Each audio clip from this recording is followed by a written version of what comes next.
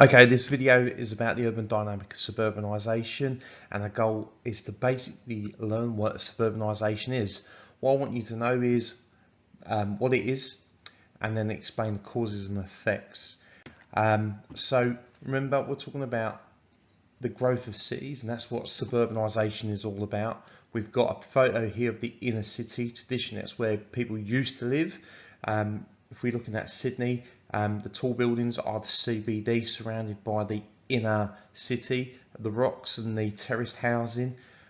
We're talking about suburbanisation, where we've got those people living there, moving out to the suburbs. So what is suburbanisation? It's the movement of people, employment and facilities away from the inner city towards the outer urban areas.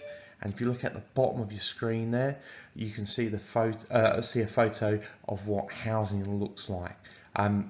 Detached houses, different from the terraced housing in the rocks.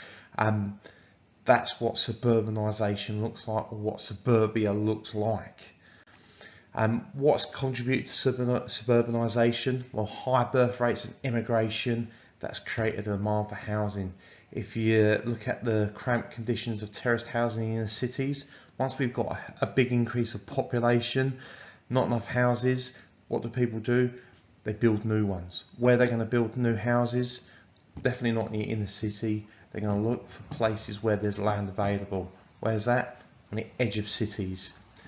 Also, after World War II, more and more people started to be able to own their own houses. So people were moving out those rented terraced houses out into the suburbs.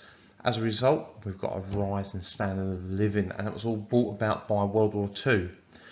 As these houses are built on the edge of the cities, land values, land prices are lower.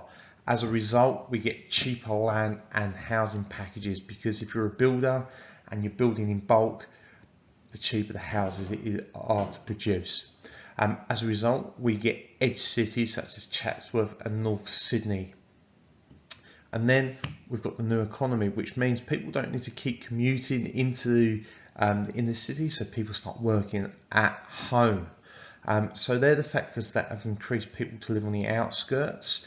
What are the effects? It's a growth of the urban area. If you can imagine the CBD in Sydney, 50 years ago, people started gradually moving outwards.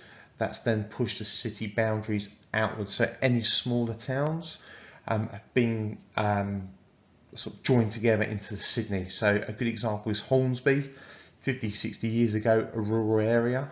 Now it's part of Sydney. What's going to happen in the future? Potentially Central Coast could join up with Sydney. We might see that the Central Coast is a suburb of Sydney. Okay, thanks.